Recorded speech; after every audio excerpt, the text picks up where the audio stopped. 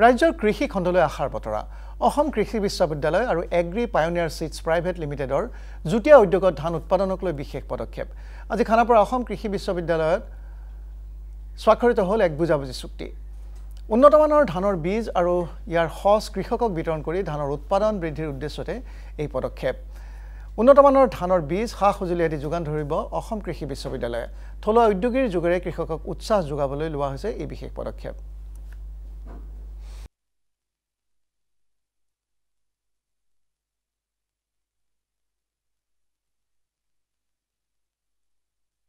আজিৰ এই দিনটো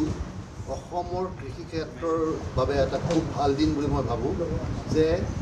আমি এখন বুজাবুজি চুক্তি চহী কৰিছোঁ এটা আমাৰ থলুৱা এটা অনুষ্ঠান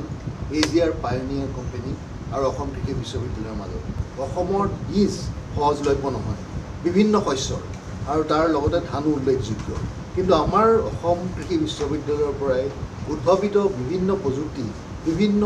সঁচ অসমৰ কৃষকৰ মাজত খুব জনপ্ৰিয় শ্ৰীযুত অনুপ চেতিয়া ডাঙৰীয়া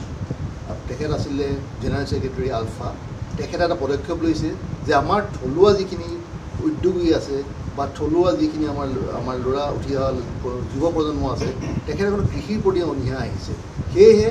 কৃষিক্ষেত্ৰ যে লাভজনক কৰি দিব পাৰে সেয়েহে তেখেতে আগবাঢ়ি আহিলে যে এনেকুৱা এটা আমি যদি বুজাবুজি চুক্তি কৰোঁ